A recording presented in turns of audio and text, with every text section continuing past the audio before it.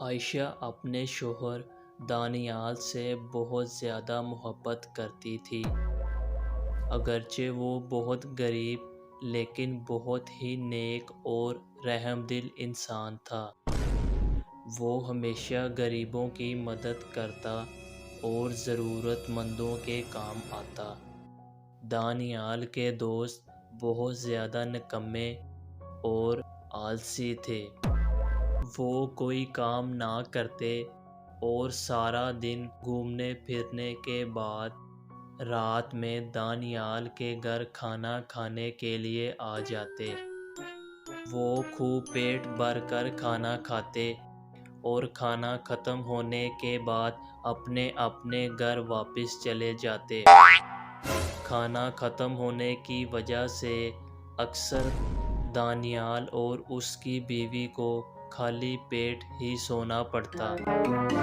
عائشہ ہمیشہ اس سے شکایت کرتی کہ وہ اپنے دوستوں کو یہاں مت لایا کریں، لیکن دانیال اپنے دوستوں کو انکار نہیں کر سکتا تھا۔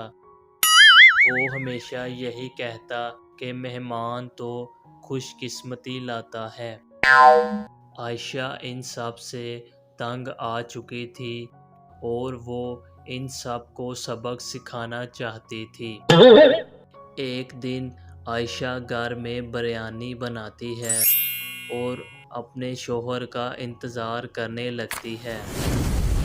جب اس کا شوہر آتا ہے تو اس کے ساتھ اس کے دوست بھی آ جاتے ہیں۔ عائشہ انہیں دیکھ کر بہت غصہ ہوتی ہے اور وہ ان کو سبق سکھانا چاہتی تھی۔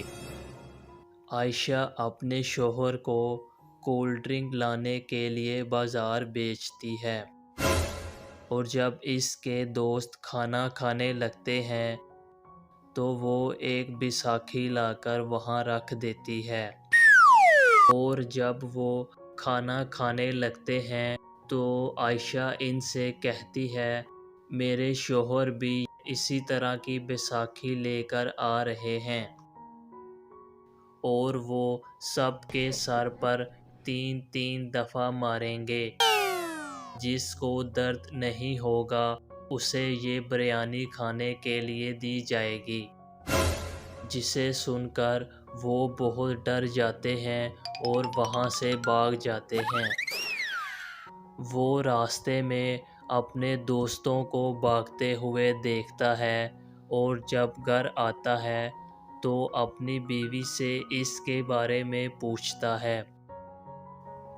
عائشہ اسے بتاتی ہے وہ چاہتے تھے کہ میں انہیں یہ بیساکھی دے دوں، لیکن یہ میری والدہ کی آخری نشانی ہے اس لیے میں نے دینے سے انکار کر دیا، جس کی وجہ سے وہ ناراض ہو کر یہاں سے چلے گئے ہیں۔ دانیال انہیں وہ بیساکھی دینے کے لیے آتا ہے لیکن اس کے دوست سمجھتے ہیں کہ وہ انہیں مارنے کے لیے آ رہا ہے۔ وہ بہت تیز بھاگتے ہیں اور شہر سے بہت دور چلے جاتے ہیں اور کبھی واپس نہیں آتے ہیں۔ دانیال گھر آتا ہے اور اپنی بیوی سے بہت ناراض ہو جاتا ہے۔